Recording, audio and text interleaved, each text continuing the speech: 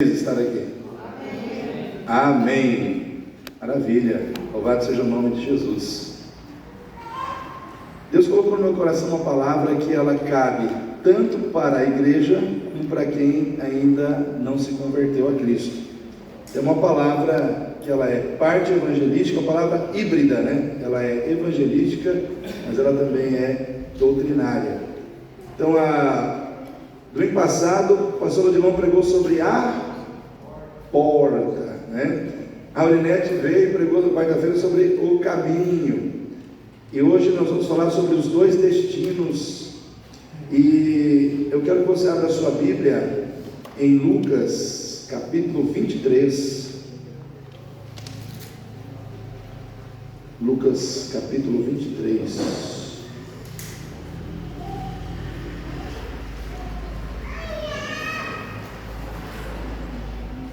Versículo 35 em diante.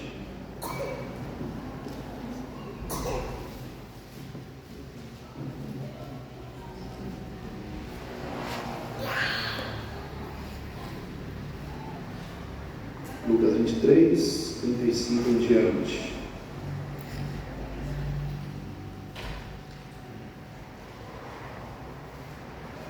Veja assim que visitantes hoje praticamente não temos, né? Porque o casal aqui não é mais visitante, já está vindo aí, já faz tempo, né? Vânia também não é mais visitante, já tem vindo já vários cultos. Louvado seja o nome do Senhor. Então vamos estar lendo aqui a palavra de Deus. Lucas capítulo 23, versículo 35, diz assim: E o povo estava olhando, e também os príncipes zombavam dele, dizendo: Aos outros salvou, salve-se a si mesmo, se este é o Cristo, o escolhido de Deus. E também os soldados o escarneciam, chegando-se a ele, apresentando-lhe vinagre, e dizendo: Se tu és o rei dos judeus, salva-te a ti mesmo. E também por cima dele estava um título escrito em letras gregas, romanas e hebraicas: Este é o rei dos judeus. E um dos malfeitores que estavam pendurados blasfemava dele, dizendo: Se tu és o Cristo, salva-te a ti mesmo e a nós. Respondendo, porém, o outro repreendia-o, dizendo: Tu nem ainda temes a Deus, estando na mesma condenação? E nós, na verdade, com justiça, porque recebemos o que os nossos feitos mereciam, mas este nenhum mal fez. E disse a Jesus: Senhor, lembra-te de mim quando vieres em teu reino. E disse-lhe Jesus: Em verdade te digo que hoje estarás comigo no paraíso. Amém? Irmãos, esse texto para mim é um dos textos assim que mais exalta a manifestação, a grandeza da graça de Deus. Porque aqui nós temos, é o momento da crucificação, o momento que Jesus está lá na cruz. Mas ao lado da cruz de Jesus haviam também duas cruzes, e nessas cruzes estavam dois ladrões, uma à direita e o outro à esquerda. Então nós vemos aqui que eram dois malfeitores, e o próprio profeta Isaías, lá em Isaías capítulo 53, 12, ele já falava profeticamente sobre esse acontecimento. Isaías diz assim: Por esse motivo eu lhe darei uma porção generosa entre os grandes, e ele dividirá os despojos entre as multidões, porquanto ele derramou a sua própria vida até a morte, e foi contado entre os criminosos. Portanto, ele levou sobre si o pecado de muitos, e pelos transgressores intercedeu. Ou seja, até aquela oração intercessória de Jesus, onde Jesus diz assim: Pai, perdoa-lhes porque eles não sabem o que fazem. Até esta oração, Isaías já havia descrito como algo que havia de acontecer. Então quando Jesus vem, e ele diz que ele veio para cumprir toda a palavra, ele veio para cumprir mesmo tudo aquilo que foi profetizado sobre ele lá no Velho Testamento, há muitos e muitos anos antes dele vir. Ele cumpriu na íntegra. Ele foi crucificado, ele foi morto entre dois criminosos, e ele o intercedeu por aqueles que o estavam ferindo, que o estavam maltratando ali naquele momento. E eu quero pensar com os irmãos aqui sobre diante de Cristo existem dois destinos. E eu vejo que esses dois ladrões, um à direita e outro à esquerda, ele representa profeticamente e escatologicamente os dois destinos da humanidade. Porque é fato que Jesus veio salvar a humanidade, mas também é fato que nem toda a humanidade será salva. Amém, igreja? Infelizmente, nem todo mundo será salvo. Então existe uma parte da humanidade que vai se salvar, e existe uma parte da humanidade que infelizmente será condenada, que não receberá a salvação. Então, ao lado da cruz de Cristo, existem dois grupos de pessoas que representam dois destinos. Um destino é a salvação, a vida eterna, e o outro destino é a condenação, a morte eterna, que é representado aqui pela vida desses dois malfeitores, pela vida desses dois ladrões. E antes de falar das diferenças, porque a gente fica pensando, mas o que é que faz com que um seja salvo e o que é que faz com que um seja condenado, se ambos são ladrões? Então existem diferenças, mas também existem situações em comum. E eu quero primeiro falar daquilo que há de comum entre as duas multidões, tanto a dos salvos como a dos condenados. Existem situações que são comuns a esses dois grupos. E a primeira situação é que tanto o ladrão da direita como o ladrão da esquerda, que representam aí essas duas multidões, ambos estão à mesma distância de Jesus. Ambos estão à mesma distância de Jesus. Naquela época, quando eles iam crucificar pessoas em cruzes, eles colocavam de forma linear as cruzes, de maneira que elas ficavam mais ou menos à mesma distância uma da outra. É possível dizer que tanto a cruz da direita como a cruz da esquerda, elas estavam à mesma distância de Jesus. Em outras palavras, tanto o ladrão que estava à direita como o ladrão que estava à esquerda, eles estavam à mesma distância de Jesus. Aí talvez você me fale assim, mas pastor, o que interessa eu saber que eles estavam à mesma distância de Jesus? Como que isso se aplica para a minha vida hoje? Como isso se aplica para nós hoje? É simples, irmãos.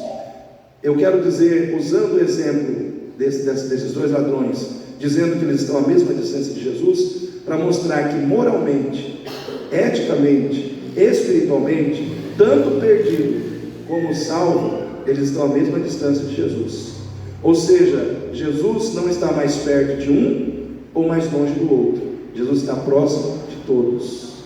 Amém? Jesus está à mesma distância de todos, moralmente e espiritualmente. Ele dá a mesma condição a todos. Ele não desprestigia um e prestigia outro, porque tanto o ladrão da direita como o da esquerda, eles estavam na mesma condição.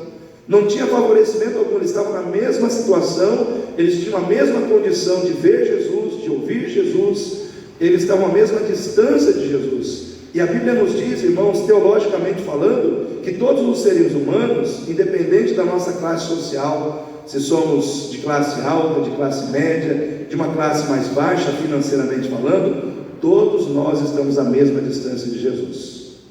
Todos nós estamos à mesma distância de Jesus.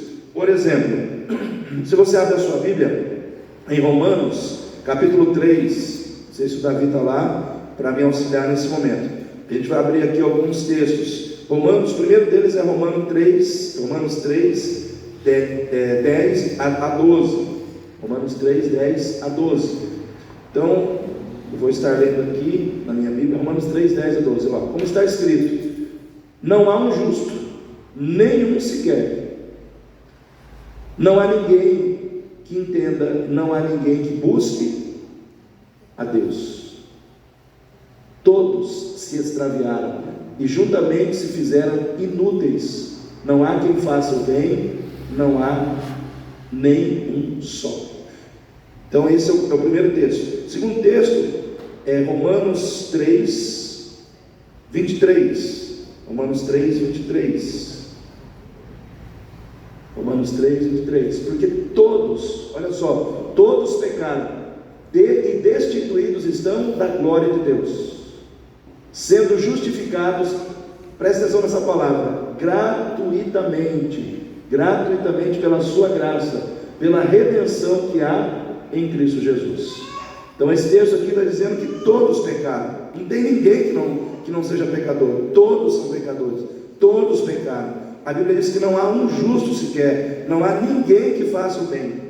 Todos estão extraviados, todos estão perdidos no pecado, todos estão destituídos da glória de Deus, porém todos são justificados gratuitamente. O que é gratuitamente? É algo que você não paga, né? O que é gratuito? É aquilo que você recebe sem que você tenha que pagar, né? Alguém te entrega algo gratuitamente, né?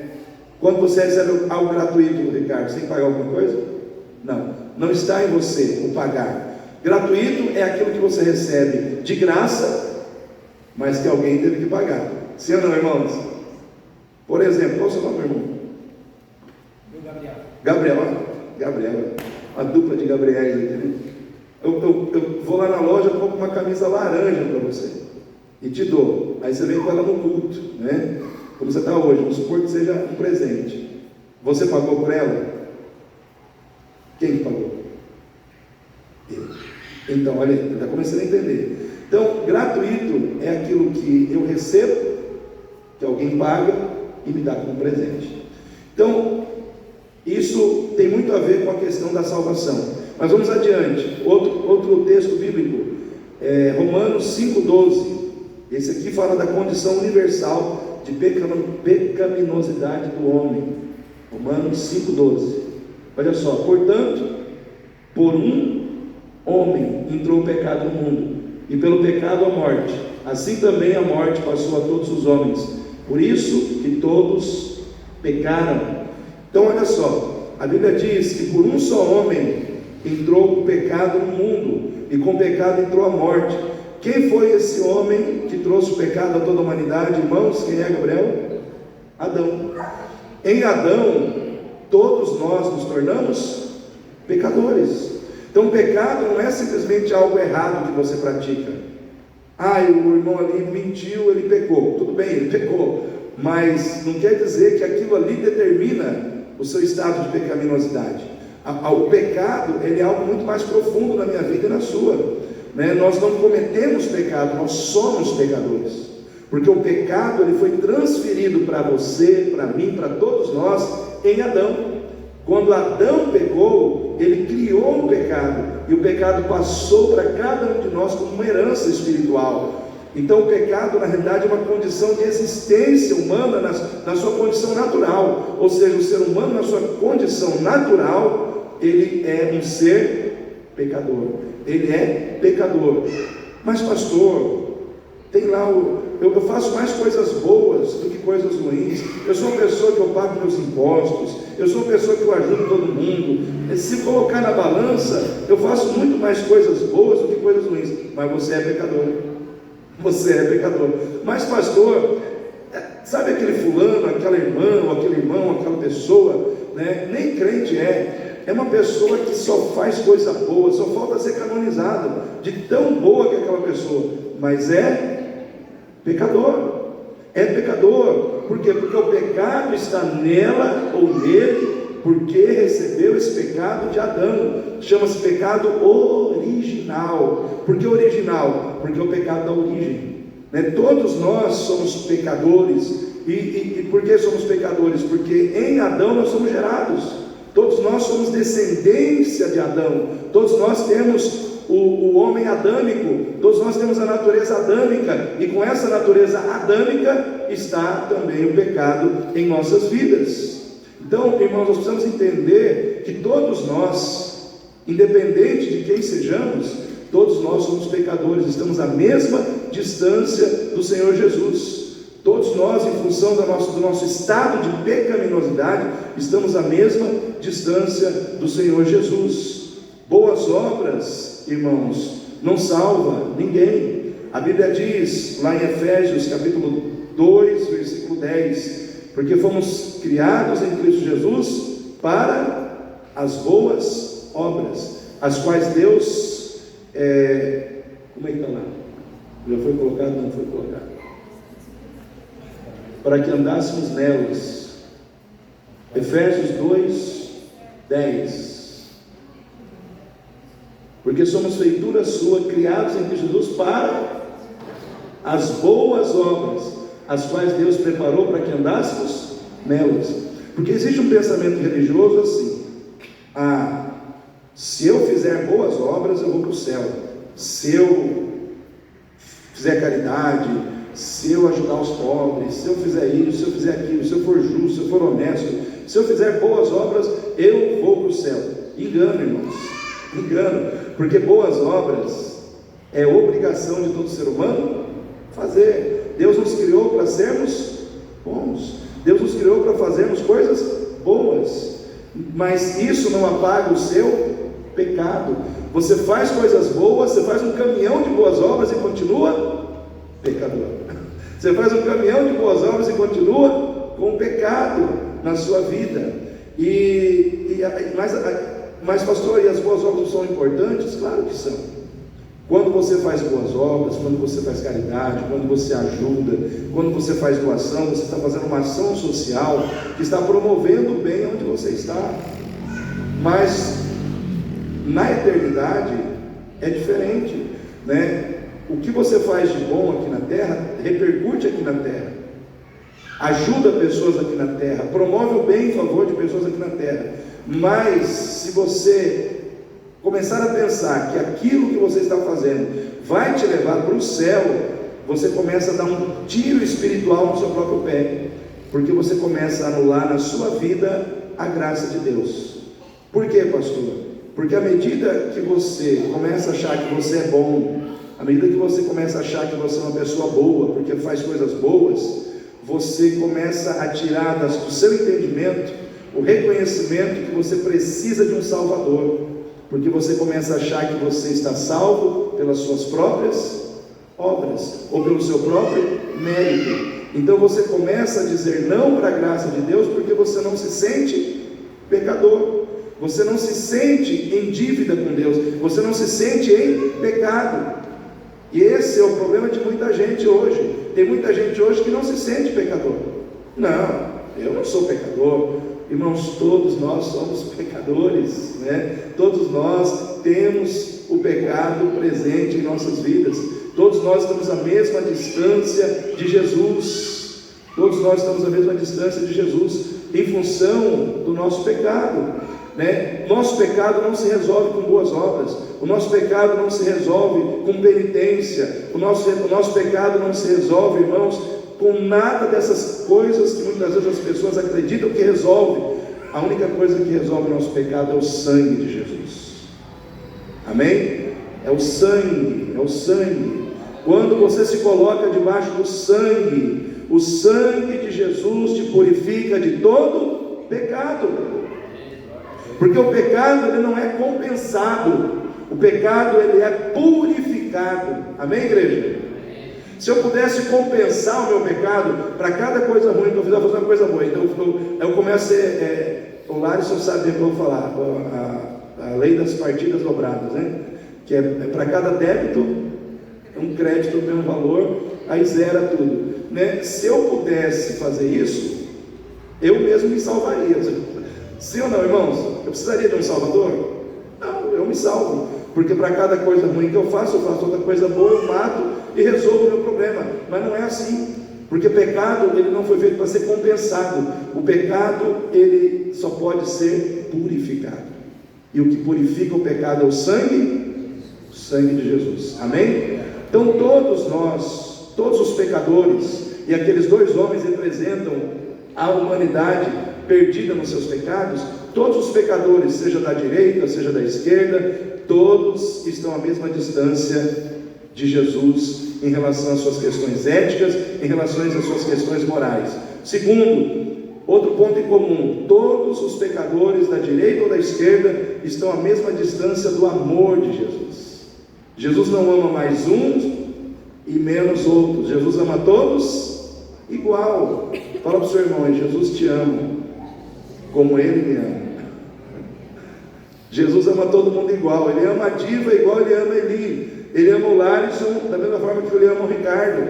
Ele ama todos nós, irmãos. A Bíblia diz em João capítulo 3,16: porque Deus amou o mundo de tal maneira que deu o seu Filho unigênito, para que todo aquele que nele crê não pereça, mas tenha a vida eterna.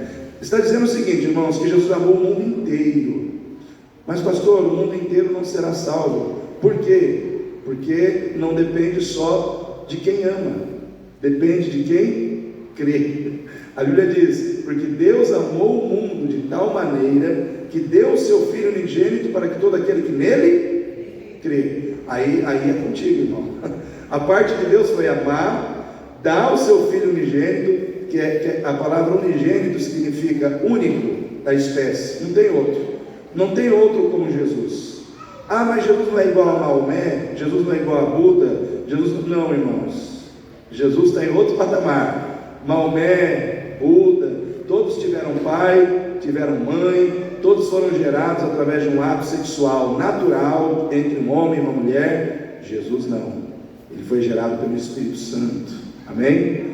Ele foi gerado pelo Espírito Santo no ventre de uma virgem, né? Ele foi gerado no ventre de Maria pela ação direta do céu. Ele nasceu sem pecado, ele viveu sem pecado, ele morreu sem pecado, ele ressuscitou sem pecado, e ele vai voltar sem pecado para levar a igreja, para levar os salvos. Irmãos, então Deus ele amou, e porque ele amou, ele deu o que ele tinha de mais precioso para demonstrar esse amor pela humanidade. Ele deu o seu Filho numa cruz para morrer por nós. Só que diz, todo aquele que nele crê. Então é o seguinte, por que toda a humanidade não recebe? Porque nem todo mundo crê, porque nem todo mundo acredita.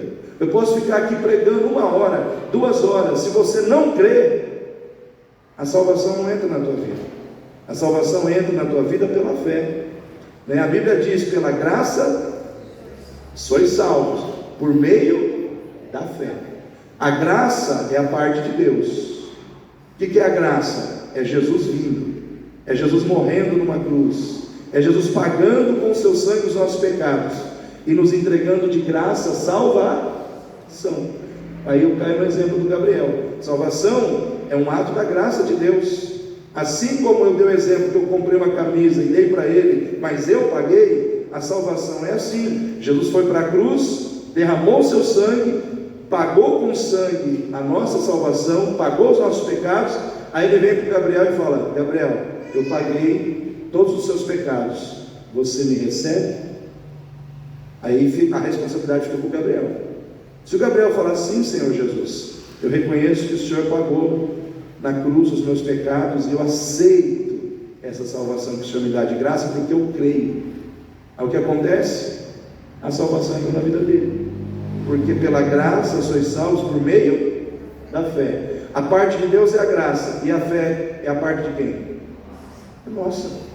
Nós temos que crer. Por isso que a Bíblia diz que nós somos o povo da fé, porque a gente só aciona as coisas espirituais na nossa vida mediante a fé.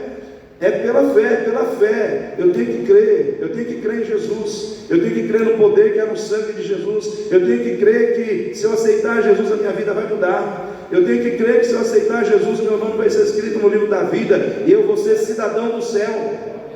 Eu tenho que crer. Então todos nós estamos à mesma distância também do amor de Deus, estamos à mesma distância de Jesus em relação às questões morais, espirituais da nossa vida, estamos à mesma distância do amor de Cristo, porque Ele ama a todos nós igual. Aí eu abro um parênteses para falar, porque no nosso meio cristão existe um pensamento teológico baseado no pensamento calvinista, de que Jesus ele veio morrer pelos escolhidos, que Jesus morreu apenas por aqueles que já haviam sido escolhidos. Eu não creio nisso, irmãos. Eu creio que Jesus morreu por toda a humanidade.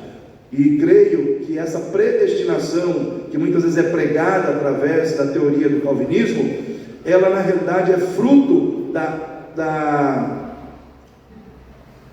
não é onisciência, é onisciência, mas é outra palavra, da presciência de Deus. Obrigado, Jorge. Porque lá em Romanos 8, 29, vamos lá, eu vou começar a usar esse data show também, né? Romanos 8, 29. É bom porque todo mundo lê, né? Olha lá, porque os que dantes conheceu, também os predestinou. Então tem predestinação? Tem, mas ela vem depois do conhecimento de Deus. Porque os que dantes conheceu, também os predestinou para serem conformes à imagem do seu Filho, a fim de que ele seja o primogênito entre muitos irmãos. Ou seja, Deus conhece antecipadamente todas as coisas. Amém, irmãos? Então, no decorrer do tempo, Deus sabia que o Jorge, quando a mensagem do Evangelho chegaria para ele, pela fé, ele diria sim. Então, mediante o conhecimento antecipado que Deus tem de todas as coisas, aqueles que pela fé o aceitaram e que ele viu aceitando, ele já trata como predestinados. Amém? Está todo mundo comigo aqui? Continuando. Terceiro, irmãos, terceiro ponto em comum. Primeiro, estamos todos à mesma distância moral de Cristo, estamos à mesma distância do amor de Cristo, mas terceiro, estamos todos à mesma distância da oportunidade de refletir sobre o horror da morte física e da sua impotência diante dela.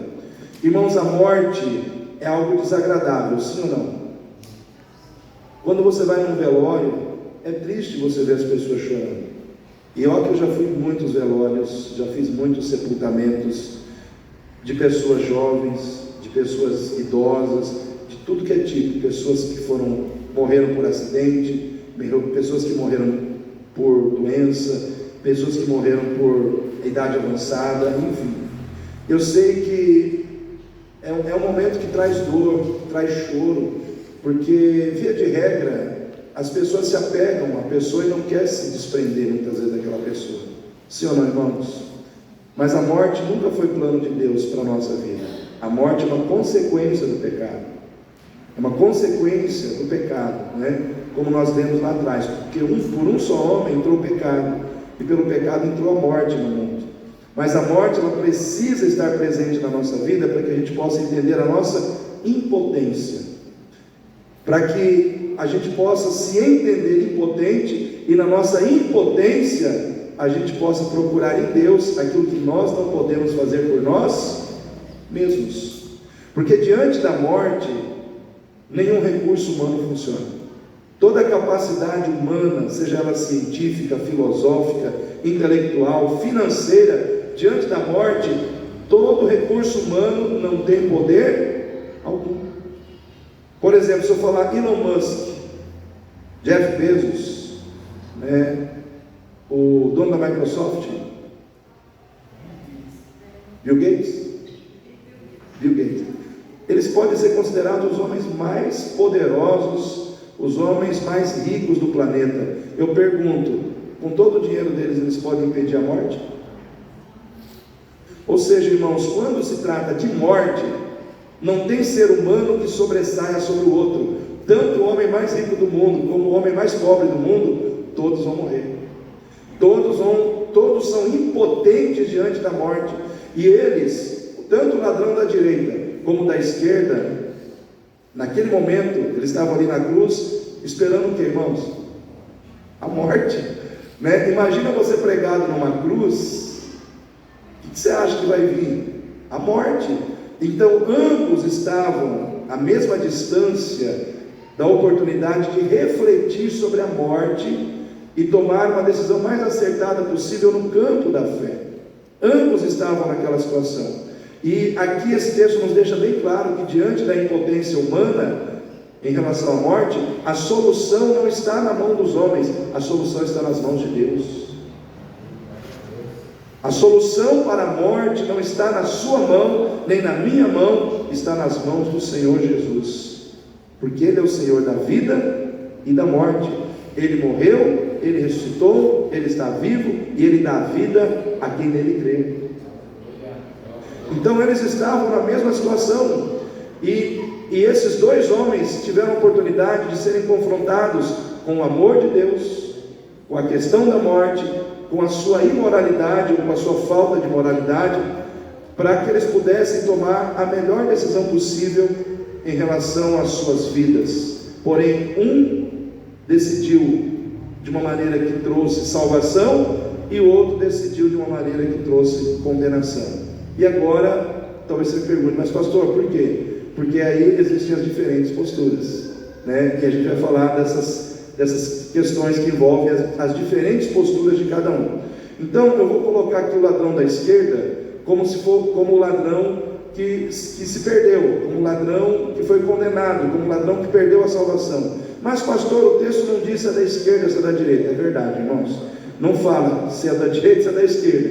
Eu vou colocar o ladrão da esquerda por causa de Mateus 25:33, onde diz que o Senhor separará as ovelhas à sua direita e os bodes à sua esquerda. Talvez quando eu chegar lá no céu, Jesus vai falar assim: filho, lembra aquele dia que você pregou a minha palavra, e você falou dos ladrões, e você falou que o ladrão da esquerda que era o condenado? Pois é, não era o da direita, mas como o texto não esclarecia, tudo bem, né? Mas se isso acontecer, amém. Se não acontecer, vamos tocar o barco. Então vamos pensar que esse ladrão da esquerda foi o que perdeu a salvação. Por que ele perdeu a salvação, se o outro, que estava à mesma distância de Jesus, tomou uma decisão diferente? E a primeira resposta que eu encontro é a seguinte: o ladrão da esquerda perdeu a salvação porque ele queria um Deus que o livrasse do sofrimento gerado pelo pecado, mas não um Deus que o livrasse do pecado. Ele queria alguém que o livrasse do sofrimento gerado pelo pecado, mas que ele não queria alguém que o livrasse do pecado. Ele estava ali na cruz, e quando ele fala com Jesus, ele diz para Jesus fazer o quê? Tirar ele da cruz. Ele só queria sair da cruz. Senhor, é o seguinte, me tira da cruz, eu não quero estar na cruz, me resolve esse problema de sofrimento na minha vida, resolve esse problema de necessidade momentânea que eu estou passando aqui agora, resolve esse sofrimento na minha vida física. Era isso que ele queria. Ele queria um Deus que o livrasse do sofrimento momentâneo que ele estava vivendo. Ele queria alguém que resolvesse questões materiais da sua vida. Ele queria um Cristo que simplesmente fosse um solucionador de problemas materiais na sua vida, nada mais. Ele não queria um Cristo que entrasse na sua vida para remover o seu pecado. Ele não queria um Cristo que entrasse na sua vida para mudar a sua maneira de pensar, para mudar a sua maneira de andar, para interferir na sua maneira de como ele estaria vivendo a sua vida nesse mundo, para agir na sua vida de uma maneira que lhe desse uma direção diferente daquela que ele escolheu como projeto de vida para a sua vida. Porque quando se fala de pecado, se fala de mudança de vida, se fala de mudança de comportamento, se fala de sair de um posicionamento espiritual para outro. E quando isso acontece, não é todo mundo que quer, né? O fato é que as pessoas muitas vezes elas querem que o Senhor resolva os sofrimentos que o pecado está gerando na sua vida, mas Ele não quer que trate do pecado. É que nem aquela história, irmãos, do camarada que fumou a vida inteira. Aí ele pegou um câncer por causa do fumo. E aí ele foi e buscou a Deus: Senhor, cura o câncer, tira esse câncer de mim. E chorou, e buscou, esperneou. E aí Deus vai lá e tira o câncer. Aí no primeiro dia que ele já está sem câncer, ele vai e compra uma carteira de cigarro e começa a fumar de novo. Aí eu pergunto, irmãos, resolveu? Ou seja, o problema não é o sofrimento gerado pelo pecado. O problema que precisa ser resolvido na nossa vida é aquilo que está gerando o sofrimento, que é o pecado. Mas muitas vezes as pessoas não querem tocar no pecado, não querem resolver o pecado de Deus, porque o grande problema do ser humano é o pecado. É o pecado que te afasta de Deus, é o pecado que te coloca você no inferno, é o pecado que fecha as portas do céu para você, é o pecado, né? As consequências materiais do pecado são apenas consequências circunstanciais, mas a raiz do problema é o pecado. E aí o que acontece? Muitas vezes as pessoas, elas não querem um Cristo que entre nas suas vidas e que comece a mexer nas suas vidas e comece a mudar o seu comportamento, Por quê? Porque Jesus ele veio para remover o pecado da nossa vida, irmãos. E eu lembro de um videozinho que eu vi no TikTok há um tempo atrás, de uma mulher dizendo assim: esse Deus, ele me condena, esse Jesus, ele me condena simplesmente porque eu quero ter um relacionamento amoroso com uma outra pessoa do mesmo sexo que eu. Isso eu não estou fazendo nada demais, eu não estou fazendo nada de errado, eu apenas quero ter o direito de me relacionar com uma outra pessoa que é do mesmo sexo que eu. Eu não estou prejudicando ninguém, não estou ferindo ninguém, eu apenas quero ter esse direito na minha vida. E se esse Deus não aceita isso na minha vida, então esse Jesus para mim não serve. Sabe aqueles videozinhos que vem uma metade assim, a pessoa comentando, e depois uma pessoa embaixo comentando em cima disso, né? Ok, aí eu vi esse vídeo e eu fiquei pensando, eu pergunto para os irmãos, as pessoas podem rejeitar Jesus? Pode. Se a gente pode aceitar, se a gente tem livre-arbítrio para aceitar pela fé, a gente também tem o mesmo livre-arbítrio para rejeitar, para dizer não para Jesus, né? Só que eu quero pensar com você nesse caso especificamente dessa pessoa. Vamos analisar aqui. Essa pessoa, por causa de um modelo de prática sexual que ela considera importante na sua vida, ela colocou isso acima de Jesus na sua vida. Então vamos entender que essa pessoa, ela vai viver um tempo na terra, vai viver lá 60, 70, 80 anos, vivendo esse modelo de prática sexual que para ela era tão importante que ela não podia abrir mão por causa de Jesus e por causa da salvação que Jesus está oferecendo. Só que vai chegar um dia que ela vai morrer. Ela vai morrer. E no momento em que ela morrer e ela entrar na eternidade sem salvação e começar a caminhar em direção a uma condenação eterna, a minha pergunta é: quem perdeu com isso? Deus ou essa pessoa? Essa pessoa, irmãos. Deus não perde nada.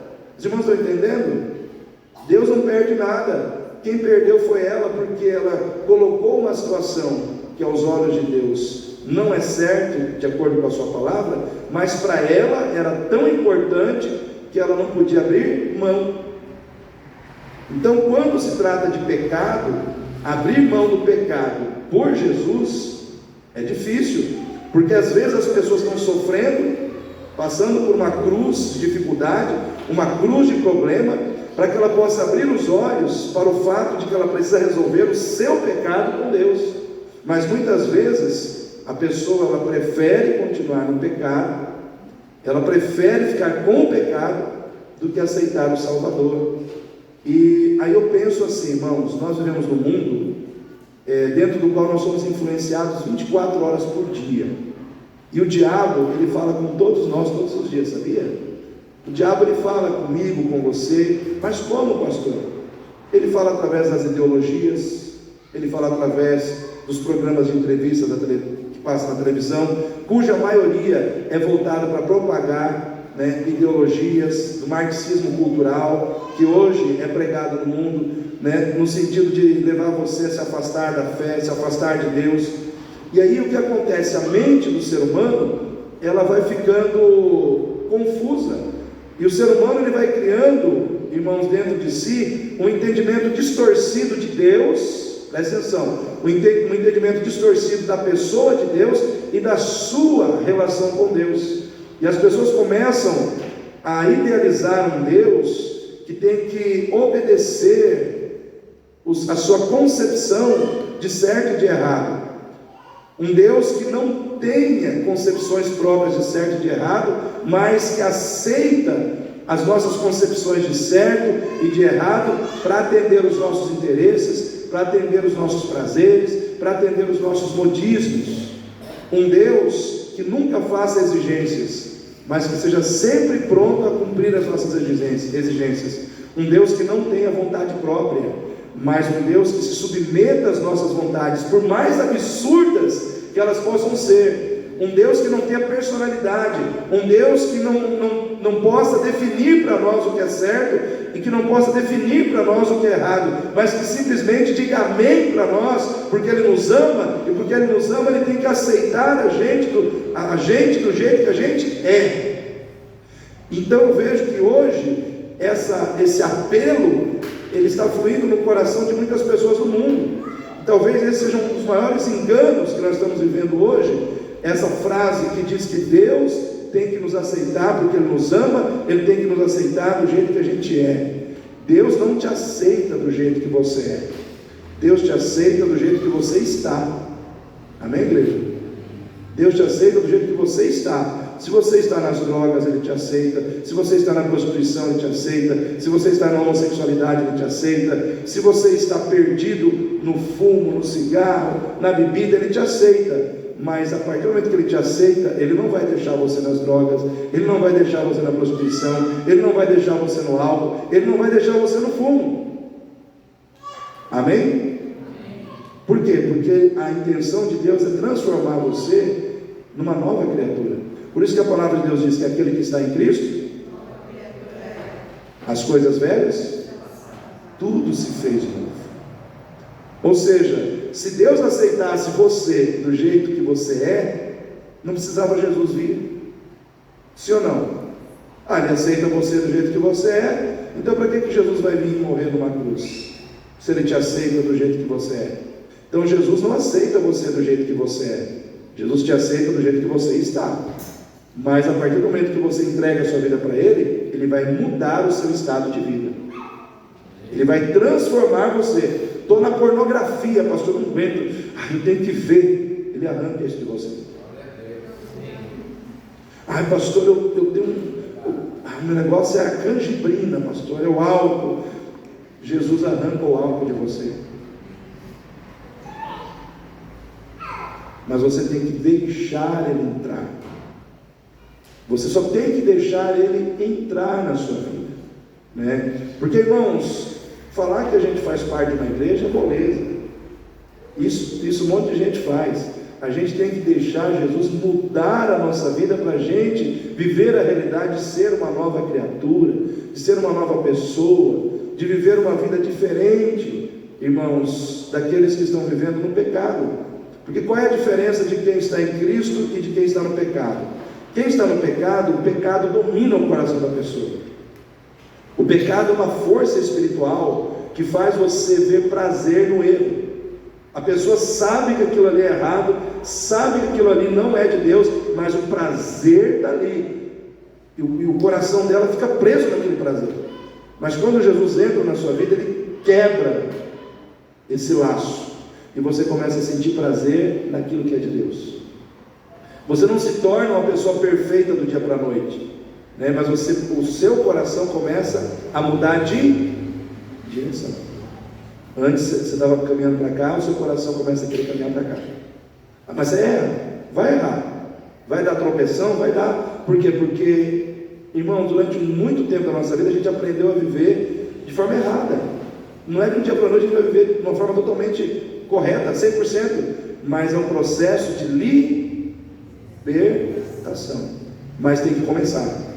Amém, irmãos? Tem que começar. Quando é que começa? Quando eu entrego a minha vida para Jesus. Ali começa tudo. Ali começa a mudança. Esses dias, é porque eu passo aquelas mensagens que eu passo de manhã nos meus contatos e as reflexões, e às vezes entra telefones que nem daqui um DDD 61, enfim, recebeu uma mensagem minha. Aí a pessoa falou: o senhor é pastor? Eu falei: sou. Aí ela falou assim: ora pela minha vida financeira, para mim conseguir um emprego e tal. Tudo bem. Aí depois ela colocou: ora também pelo meu filho, que ele está nas drogas e tal. Falei: bom, pelo seu filho, ele precisa aceitar a Jesus. Não adianta eu simplesmente orar pelo seu filho.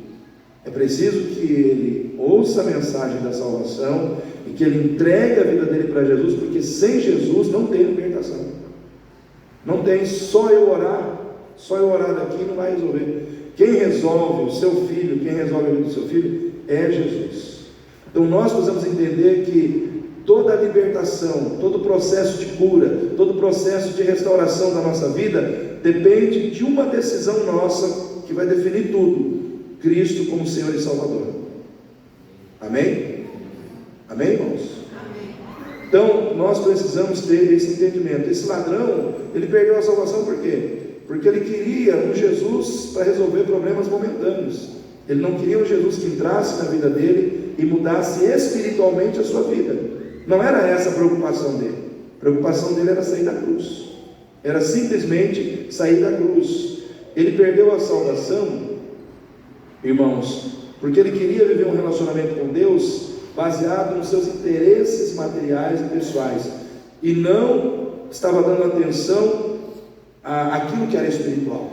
Ou seja, ele estava prestes a morrer, mas ele queria sair da cruz.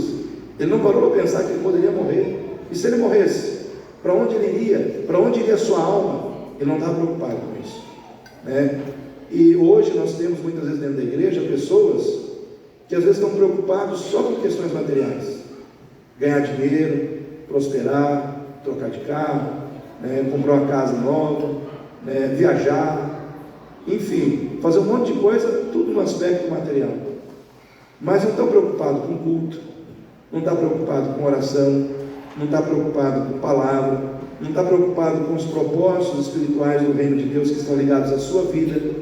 E aí as pessoas, muitas vezes crentes que já conhecem a Deus, estão envolvidos demais com aquilo que é material, só ganhar dinheiro, só diversão, só prazer. E já está anunciado aí pela Globo que no dia 16 de junho vai começar a Copa Mundial de Interclubes, né? Vai estar lá o Palmeiras, o Flamengo e outros times mais. E eu quero saber quando o jogo do seu time cair num dia de culto, se você vai ficar em casa ou se você vai ir para a igreja. Então, o meu time vai estar nesse Mundial, mas se ele depender da minha torcida lá, já era, porque eu vou estar aqui. Só que o que acontece? O mundo, ele trabalha para conquistar o que? O seu coração, irmãos.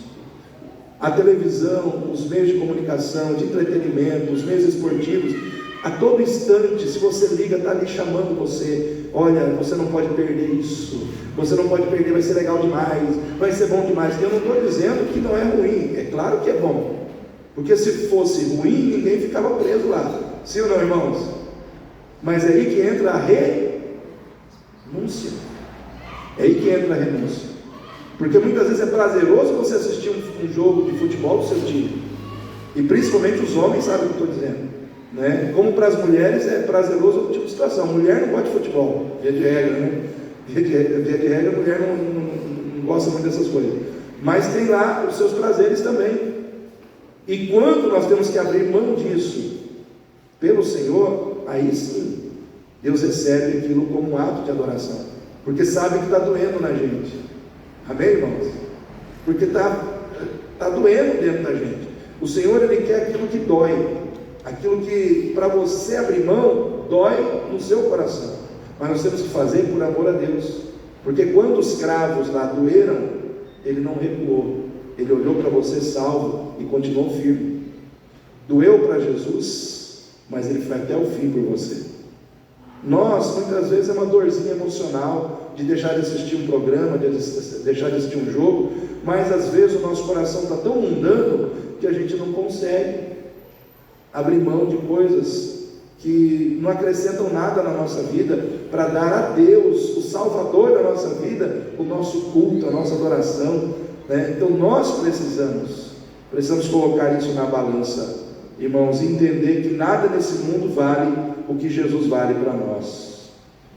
Aquele homem, ele queria um relacionamento só no material. Aqui em 1 Coríntios 15, 19, coloque aí, 1 Coríntios 15, 19.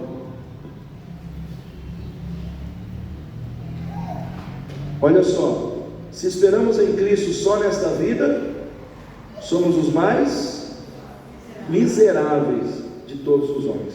Se esperamos em Cristo só aqui, irmãos, se esperamos em Cristo só nessa vida, só nas coisas materiais, de todos os homens somos os mais miseráveis.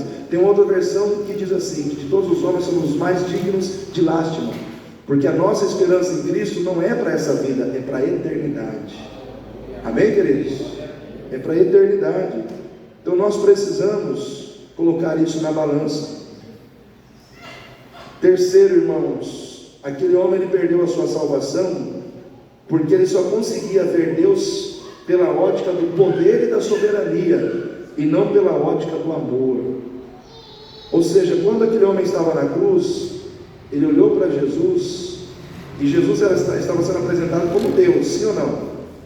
Mas para ele, Deus, ele só conseguia entender Deus pela ótica da soberania e do poder. Então para ele, Deus era um ser soberano, que jamais estaria pregado numa cruz. Ele não conseguia ver Deus como um ser que está acima de toda a humanidade, pregado numa cruz como um moribundo, esvaindo em sangue. Então ele olhava para Jesus e não conseguia ver Deus em Jesus, porque ele só na mente dele, ele só conseguia ver Deus pela ótica da soberania, né? Então Deus, um ser soberano, jamais se prestaria a esse papel de estar pregado numa cruz, sendo machucado, castigado, derramando sangue. Ele não conseguia ter essa visão, porque ele não tinha a visão do amor. Porque, irmãos, quando nós olhamos para Deus só pela soberania, nós vemos um Deus assim, inacessível, intocável, um Deus que não pode ser tocado pela dor, um Deus que não pode ser tocado pela morte, pelo sofrimento. Mas quando nós olhamos o nosso Deus pela ótica do amor, nós entendemos que aquele que é soberano, aquele que é grande, por amor ele se faz pequeno, por amor ele se humilha, por amor ele desce do seu trono de glória e se torna homem, e se coloca numa cruz, e se deixa tocar pelo sofrimento, se deixa tocar pela morte, com um propósito específico: salvar todos aqueles a quem ele ama. Ou seja, quando nós olhamos a Deus só pelo prisma da soberania, nós vemos um Deus longe, distante, intocável, perfeito. Mas quando nós entendemos que esse Deus é amor, nós vemos que ele se torna acessível em graça. O Deus que é soberano, o Deus que é perfeito, também é acessível a mim e a você em amor e graça, porque ele ama. Ele não conseguiu ver em Jesus um Deus de amor. E eu quero nessa noite dizer para você que aquele Jesus que morreu naquela cruz é Deus. E ele é um Deus de amor para a tua vida hoje. Ele é um Deus de amor para você hoje. Ele é um Deus de amor que derramou sangue na cruz para te salvar hoje. Hoje, se você quiser, a salvação entra na sua vida, porque ele pagou o preço com o seu sangue. Amém? Então, esse homem, ele perdeu a sua salvação por esses três motivos. Primeiro, vamos recordar aqui, porque ele queria só ser liberto do sofrimento do pecado e não do pecado, porque ele queria ter um relacionamento com Deus só baseado em coisas materiais e não espirituais, porque ele não conseguia ver Deus pela ótica do amor, só pela ótica do poder. Então eu estou apresentando a você aqui um Deus que é poder e amor ao mesmo tempo, e que é capaz de se tornar pequeno para fazer de você alguém grande no céu, que é capaz de se tornar pequeno para entrar na tua vida e mudar a sua vida hoje. Amém? Agora, por que o outro conseguiu salvação? Agora vou ser bem rapidinho aqui. Primeiro, vamos falar do ladrão aqui que conseguiu salvação. Ele, mesmo estando na mesma condição do outro, mesmo sendo ladrão como o outro, mesmo sendo pecador como o outro, mas talvez alguém diga assim: mas pastor, quem sabe ele era um bom ladrão. Irmãos, não tem bom ladrão. E quem ia para a cruz naquela época, só ia quando cometia os atos mais terríveis. O cara roubou uma galinha para comer, não ia para a cruz, irmão, não ia para a cruz, né? Delito pequeno, irmão, só ia para a cruz quem era assassino, quem tentou matar uma autoridade romana, quem cometeu um latrocínio, quem cometeu coisas pesadíssimas, ia para a cruz, para realmente se tornar exemplo de justiça romana, né? Naquela época. Então aquele homem ali, que Jesus disse: hoje tu estarás comigo no paraíso, não pense que ele era bonzinho não, ele era ladrão, malfeitor, né? Ele cometeu atrocidades, né? Mas o que fez com que Jesus o aceitasse? Primeiro, ele olhou para o seu sofrimento com arrependimento e não com dó de si mesmo. Ele não ficou assim: ai, eu não merecia estar aqui, puxa vida, não merecia essa situação. Não, ele disse: os meus pecados me colocaram nessa situação. Tanto é que quando ele repreende o outro ladrão, ele diz assim: você não teme a Deus, estando na mesma condenação? Ele diz, nós merecemos estar aqui, porque os nossos feitos nos colocaram aqui. Em outras palavras, ele estava dizendo assim: tudo de ruim que eu estou vivendo é culpa minha, tudo de ruim que eu estou vivendo é obra das minhas mãos, eu estou fazendo por merecer o sofrimento que eu estou passando. E muitas vezes dentro da igreja, muita gente tinha que ter a humildade de fazer o mesmo, irmãos. Quanta gente muitas vezes dentro da igreja está passando por problemas, por dificuldade, e precisaria ter a humildade de dizer: eu estou passando por essa dificuldade por culpa minha. Reconhecer-se errado, reconhecer o pecado, reconhecer o erro, se arrepender, dizer: Senhor, eu me envolvi nessa situação, eu estou passando por essa situação e a culpa é minha, eu sou culpado do meu sofrimento. A Bíblia diz que aquele que confessa o pecado e deixa, alcança misericórdia, mas aquele que encobre o seu pecado nunca prosperará. Provérbios 28, 13 e 14. Irmãos, sabe o que Deus espera muitas vezes de mim e de você? Nós não somos perfeitos, eu não sou, você também não é. Muitas vezes Deus quer que a gente faça que nem aquele ladrão: Senhor, eu errei, eu pequei, eu falhei, Senhor, não deveria ter feito, mas eu fiz, e agora estou sofrendo, o Senhor me perdoe, eu reconheço o meu pecado. Sabe o que acontece quando você faz isso? A graça de Deus te alcança,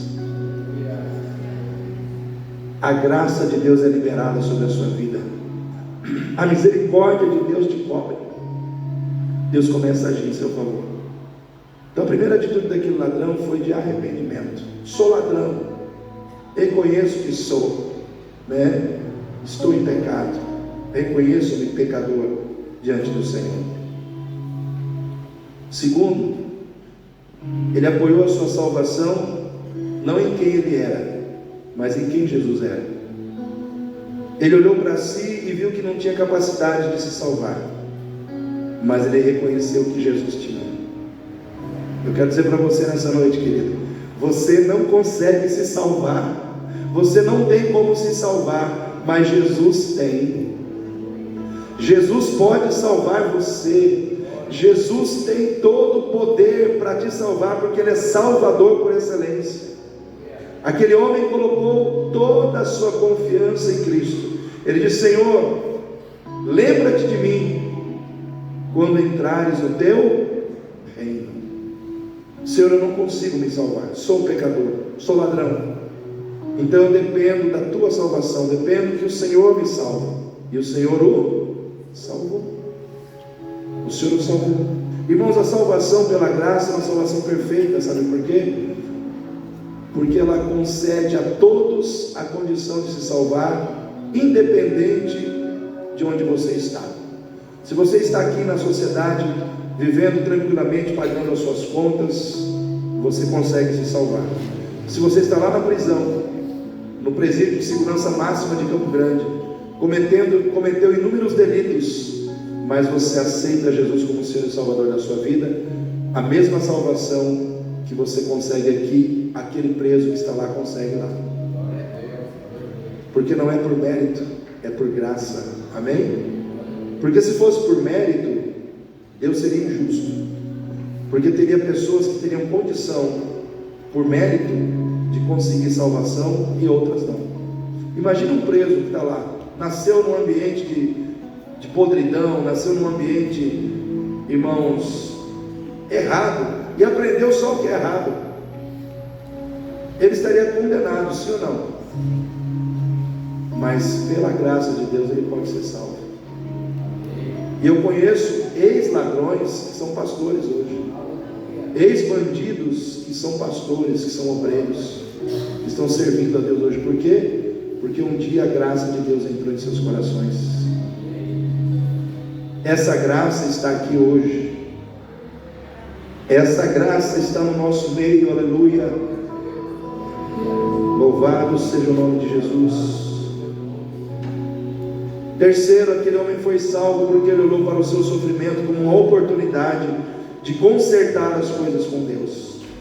Ele olhou para aquela cruz e talvez ele lembrou dos momentos que ele estava longe da cruz, porque aquele ladrão, ele teve um momento que ele não estava na cruz, ele estava lá fazendo um monte de coisa errada.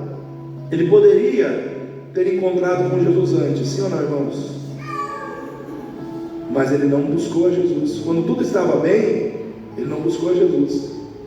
Ele só conseguiu se quebrantar, abrir o seu coração para Jesus quando o sofrimento chegou. E muitas vezes o sofrimento é uma oportunidade para Deus mudar a sua vida. Às vezes, quando tudo está bem, Deus é a última pessoa que a gente procura. Mas quando tudo está mal, a gente lembra que Deus existe. Mas Deus não fica triste, não. Ele quer que você o busque, porque Ele quer te salvar. Amém?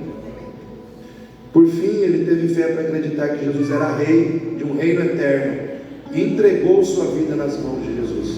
O que o Senhor quer de nós? Que a gente entregue a nossa vida nas mãos dele, que a gente o receba como Senhor e Salvador, que a gente creia que Ele é Rei e Senhor da nossa vida. Esse texto aqui, irmãos, nos revela que nós estamos mergulhados em dois tipos de teologia cristã, representadas pela vida desses dois ladrões. De um lado nós temos a teologia de um cristão que quer um Jesus que se comprometa com as suas necessidades, que se comprometa em resolver seus problemas aqui na terra, que o socorra na hora que ele precisa, mas que não se preocupa com o destino da sua alma e que não se preocupa em se comprometer com Cristo. E do outro lado nós temos um ladrão que se apresenta diante do Senhor com um coração quebrantado, com um coração humilde, com um coração arrependido, porque o maior desejo do seu coração não são as coisas da terra, mas é estar com o Senhor e entrar no seu reino e viver nesse reino para sempre. Em que lado da cruz você está? Em que grupo de pessoas você se encaixa hoje? Eu quero que você fique em pé nesse momento, porque o Senhor, Ele quer dar a oportunidade de pessoas saírem daqui salvas hoje, libertas hoje, e eu quero dar essa oportunidade para você. Agora é uma luta que começa no coração. De quem, pastor? De quem não entregou sua vida para Jesus ainda. Ai, o pastor vai fazer um apelo, eu não sei se eu vou, se eu não vou. Se você sentir, vem. Vem, porque é uma luta espiritual que você precisa vencer. Se você crê em Jesus Cristo como aquele que derramou o seu sangue na cruz para o perdão dos seus pecados, como aquele que morreu no seu lugar, porque a morte de Jesus era a sua morte, mas Ele te substituiu. Ele disse: filha, filho, eu vou morrer no seu lugar, eu vou morrer por você, eu vou derramar o meu sangue pela tua salvação. Quando eu te chamar para me aceitar, simplesmente me aceite. É isso que o Senhor está dizendo. Eu já fiz, eu paguei o preço, estou te dando a salvação de presente. Você só precisa aceitar, porque se você não aceitar, a salvação não entra na sua vida. O presente só se torna seu quando você aceita. Se você não aceitar, ele não entra na tua vida, não se torna seu e não faz na sua vida o que precisa ser feito. Aleluia. Nessa noite, se ouvires a voz do Senhor, não endureçais os vossos corações. Então nesse momento, se você quer entregar a sua vida para Jesus, dizer: Senhor, eu quero entregar minha vida nas tuas mãos, eu quero viver essa experiência de ter Jesus na minha vida. Se você quer isso, levante a sua mão. Pode vir aqui à frente, o casal, por favor.